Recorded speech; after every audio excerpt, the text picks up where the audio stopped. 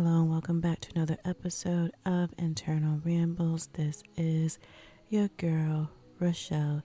If you're new, welcome, and if you're returning, thank you for tuning back in. Internal Rambles is a podcast where I discuss everything in regarding to music, movies, TV, etc. And I also do reality show recaps. If you're not subscribed to me, please take a brief second or two to do so. If you're listening to me over on YouTube, please subscribe, give me a like, and give me a comment on what you hear me discussing today. I really truly appreciate it. Today is going to be a reality wrap up. I am going to be discussing season 18 of Married at First Sight Chicago. And yeah, I'm just going to be talking about the season, what happened with each couple, my thoughts, decision day, all that jazz. Just wrapping up the season, my thoughts, and also just talking about what I think, my thoughts and recommendations for the future of Married at First Sight. They're going to be going through a bit of a transitional period, as Peacock, if you may or may not know, has purchased the rights to Married at First Sight for 3 seasons, so they are not going to be on Lifetime for the next 3 seasons. They'll be streaming on Peacock, so we'll talk a bit about that at the end. Okay, all right, y'all, so let's talk about this season. Okay, season 18. But before I do, quick check in as I do in the beginning. How are you doing? I hope that you are doing well, and if you're not, I hope that things improve for you as soon as possible. Today I'm doing okay. Today, excited to talk about this season of Married at First Sight. Okay, so let's not wait, let's not hesitate, let's get straight on into my reality wrap up of season 18, Married at First Sight Chicago. Okay, y'all, so I'm recording this before what I'm guessing is probably the last episode prior to the reunion. So I don't know what's going to happen in that episode.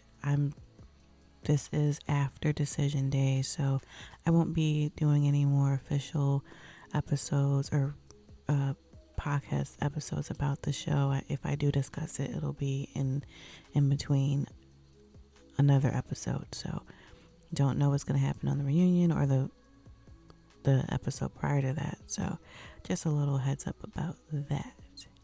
So I was recapping Married at First Sight, and then it started to just get so slow, and I kind of got the inkling that most of the couples were not going to make it, and I was correct. And I was like, I don't want to recap a show where nobody makes it. So I stopped. I'm just going to be honest. This season was not bad. It just was not the greatest. It was just okay. It was okay. Last season was a hotmess.com/org.net. They were lying, conniving, doing the hostess with the mostest. This season was not like that. So let's talk about these couples. All right. Juan and Carla. So Juan and Carla, I don't think this was initially a bad match.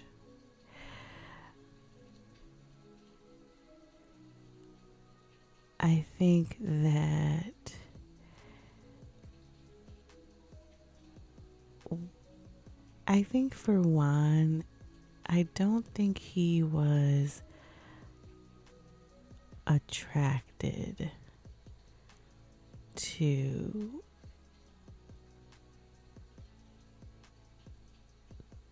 Carla. Sorry, I was reading something. I think that Juan is just very much more regimented. He has his business. I think Carla was just a little bit too out there for him. And when he realized that, I don't think he could wrap his head around building a life with someone that was so unstructured and just kind of, you know, Carla just kind of lives life and goes wherever the wind blows her, and Juan is definitely not like that. And I think also when she quit her job and barely had a plan on what she was gonna do, I think that was like red flag, red flag, red flag for him. So I don't know if he really gave her a chance, because I think he just saw so many concerns in the beginning that he couldn't wrap his head around, that he couldn't see a future. And I think because of that, he had so many walls up, there was no turning back. And Carla was just, I just want affection. I just want you to show that you like me. And he was like, girl, I can't get past that one, talking about affection. But I do wish he would have tried. I don't think there would have been harm in just holding the girl hand from time. I think he could have pushed himself a little bit more, but he had a lot of walls up. So Juan and Carla both said no to each other at the end. And Carla was like, basically, I want someone who puts my wants and my needs as a priority. And Juan was not doing that. He was just like, listen, I need this, I need that. What are you going to do about this? How about this? How about that? He definitely did not see things from Carla's side of the coin very often. So, wompity womp womp womp womp womp. But on a more positive note, they both say that they have developed a friendship. It wasn't a tumultuous relationship.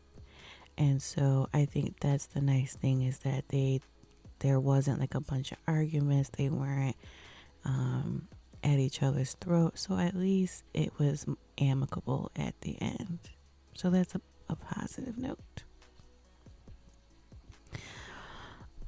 While we're being positive, Thomas, and Camille, they were I always had very high hopes for Tom and Camille. Camille was just so initially hung up on, he's not really my type. I really like, rough guys. I like a guy that's an R&B thug with the jewelry and the Timbs. And it's like, girl, clearly that has not worked for you, because you still are single prior to this show. And I'm so glad that she got over that and really got to know Tom. Tom is a very nice man, mild-mannered, has a career. One of the things that she also didn't like is that he does not take initiative on things, something that he needs to work on. But other than that, I think that Camille and Tom were a very good match, and they did say yes to each other at decision day. Now, if they're still together, we don't know. I don't know. The reunion has not occurred yet as of the time of me recording this, but I do think that they were a very positive match. And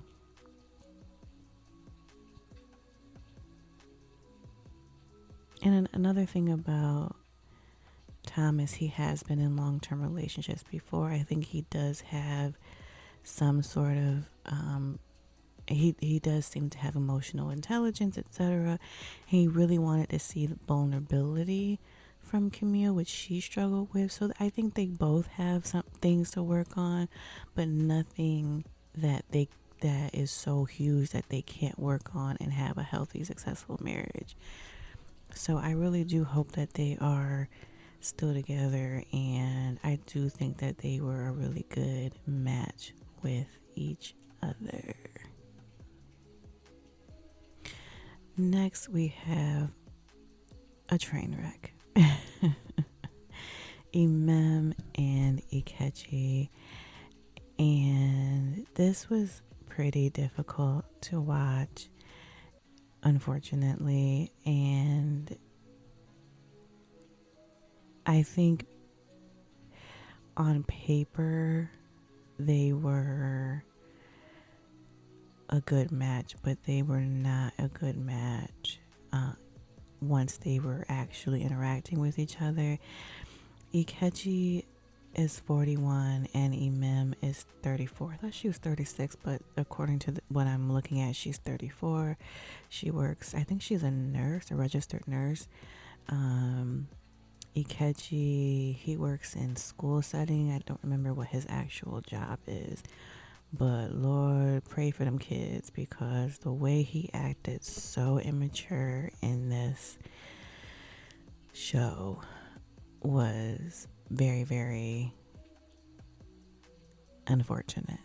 And I think it really started when they got home from around the time when they got home from the honeymoon, and he saw her place, and she's worked hard. She has a successful career.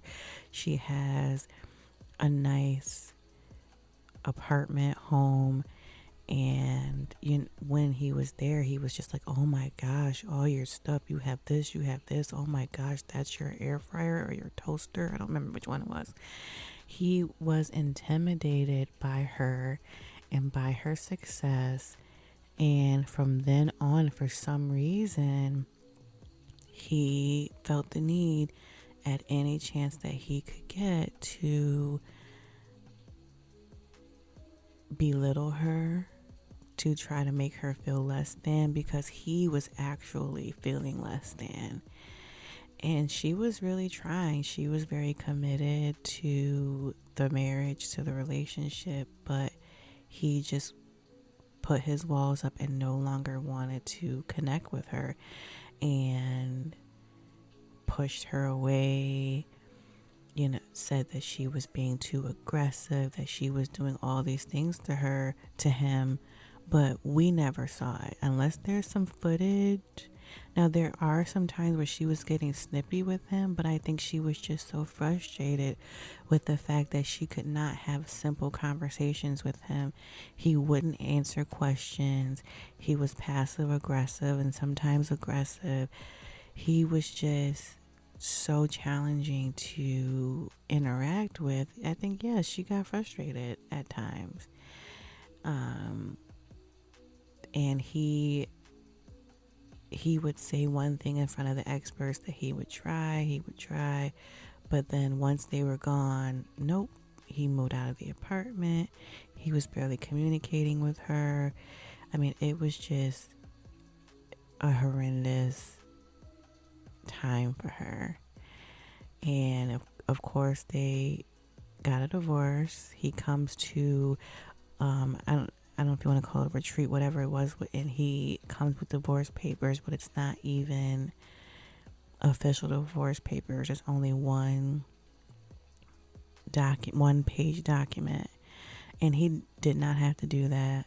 He did it in front of all the other couples because he wanted to embarrass her, and it wasn't even proper documentation. It's like, if you're gonna do something, do it right. She's not gonna sign an invalid document.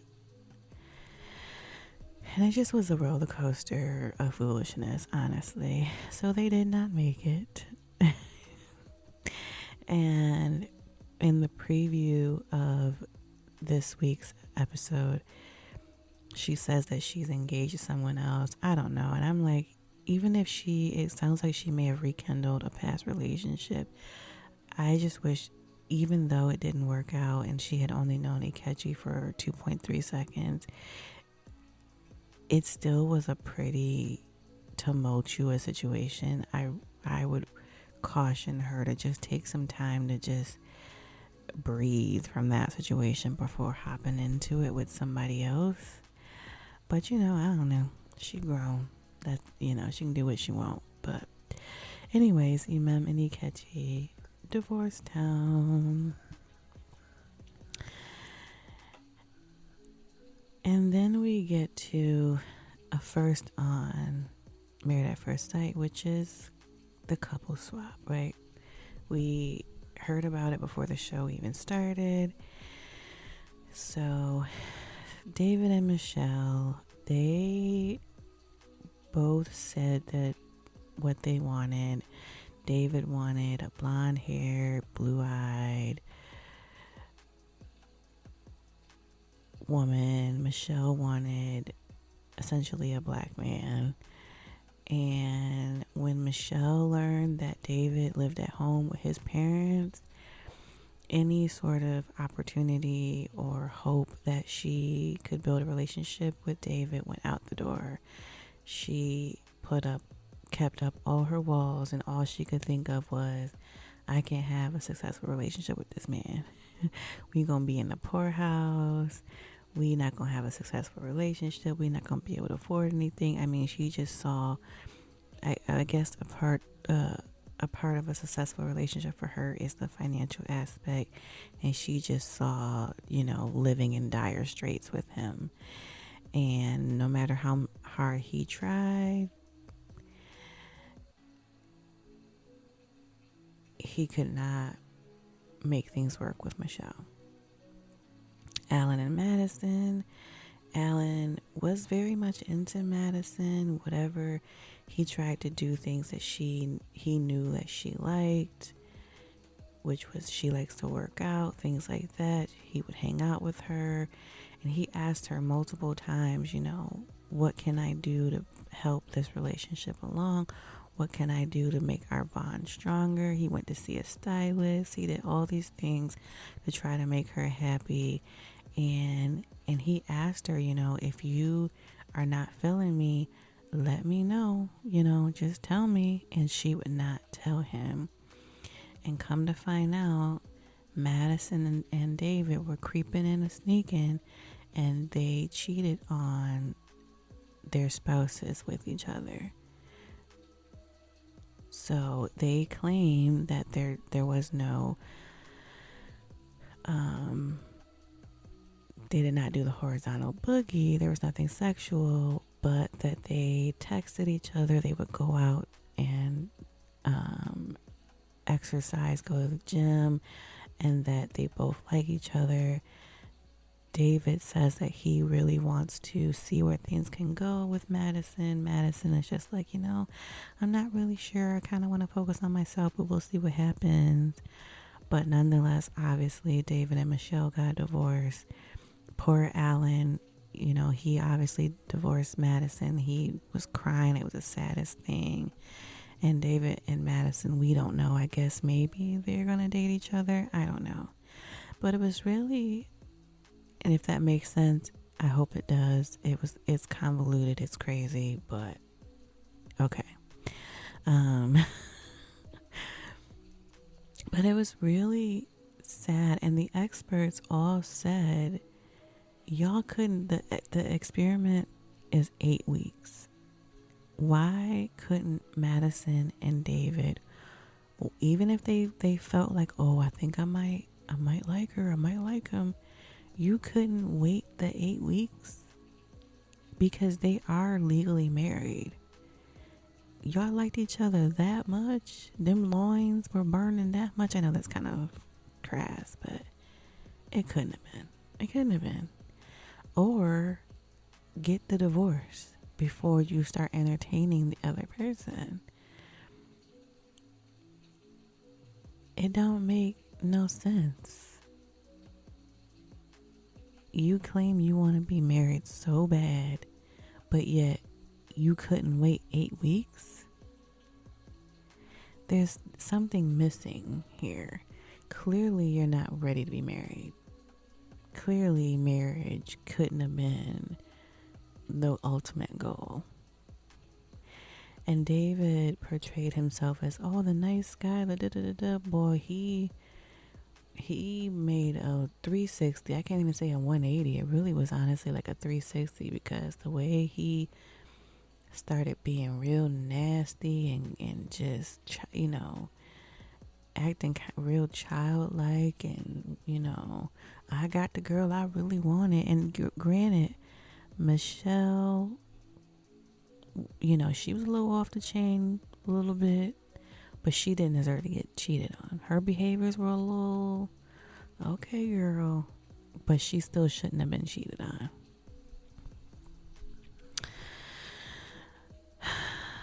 So that's that. And then even in the last episode, like Madison, she starts coming for Michelle, and it's like, I thought y'all was cool. What are you getting mad at Michelle for? You the one who was grimy. Michelle did nothing to you. What's the problem here? What's the disconnect? But really, Madison and David are just showing their true colors, and that's why they're connecting, because they both are a bit trifling. So that's that. I really wish that we didn't still see Madison and David on the show, because I think they should be, once it was learned that they were cheated, that they cheated on their spouses, they should be disqualified and kicked off the show. Like, I get that it may be bringing some drama to the show, but I don't think that we should be seeing them hanging out and canoodling. And it's almost like they are saying it's okay that y'all broke the contract, or broke the rules, and yeah, go ahead. It's like they're saying it's okay, and I don't think it's okay that they did that. So anyways, that's the wrap up of season 18. We'll see what happens in these. I don't know how many more episodes there are, but yeah, so I think this season was okay. I'm glad that at least one of the couples at least said yes at decision day. I hope they're still together, like I said earlier.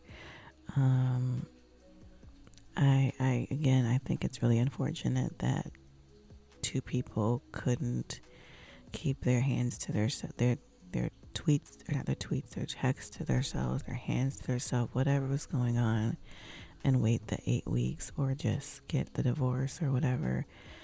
It's insane that they did this, that they cheated on their spouses. But that is that.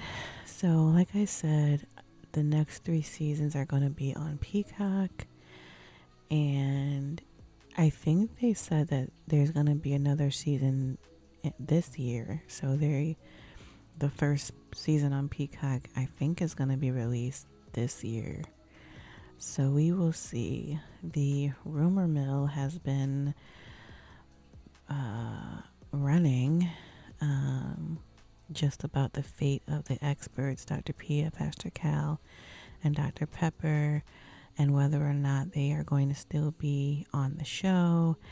The production company that produces Married at First Sight sent out a casting call for relationship experts. So I don't know. I really hope. I know that the last few seasons hasn't been the best for couples making it, but I really don't know. I mean, we see the work that the experts put in to matching the couples. I don't know if it's fully them versus just the people that end up being on the show. I like that they didn't have like a 22-year-old, because I'm like, not saying that 22-year-olds don't get married, but I think the higher probability of them really wanting to be married and stay married, the age range needs to be a little higher.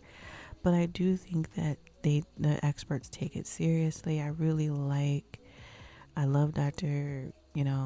Pastor Cal, and I think Dr. P is a good fit. I think they are a good fit. I'm all for adding some experts, but I really hope that they don't, especially Pastor Cal and Dr. Pepper, the OG experts. I really hope that they keep them around. So we'll see. I don't know. I don't know. I really hope they don't switch them out. Not yet. At least I would say give them another season, another chance, and maybe come up with some more stipulations on something. I don't know. I'm not sure what it's going to be, but yeah.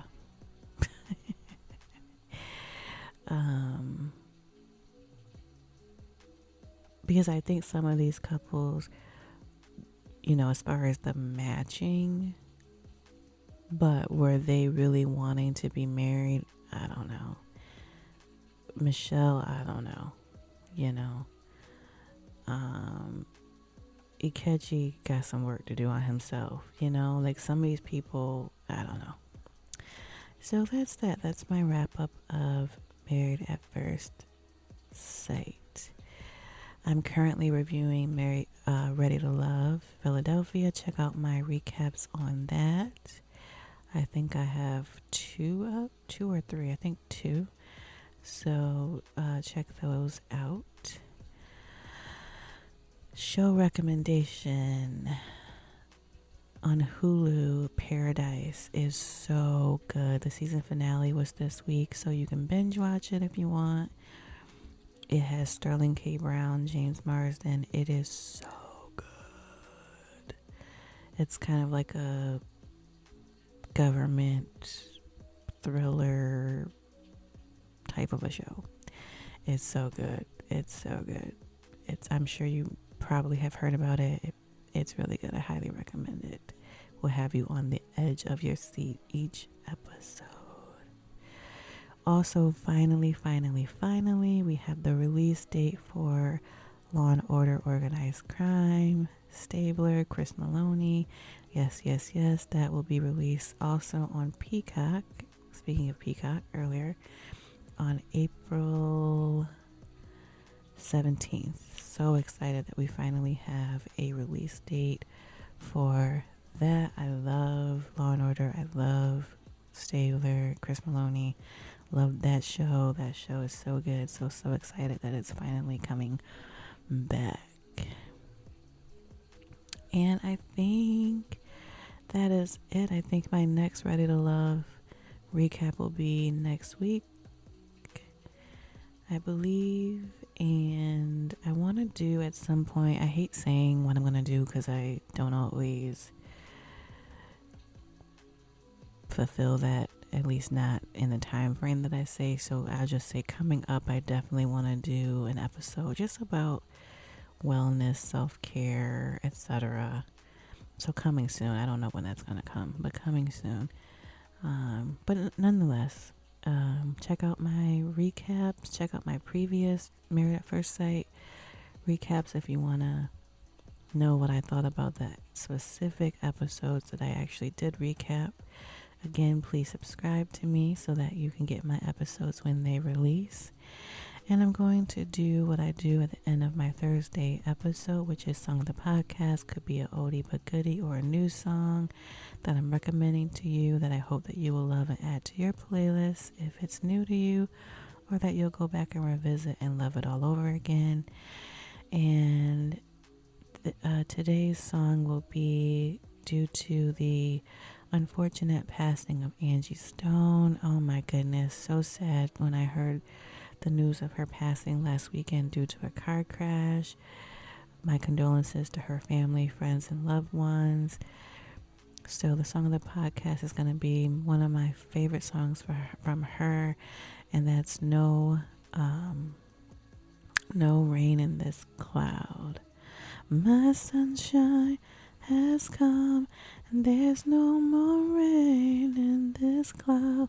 No more rain in this cloud. That's the name of the song. So again, rest in peace to Angie Stone. My condolences to her family, friends, and loved ones. And again, my condolences. So that's it for today's episode. Thank you again for tuning in. Please subscribe to me. Tell your loved ones about me so that they get in on this content as well. Take care of yourselves. Self-care is very important. Do what you need to do for you. And until next episode, this is your girl, Rochelle.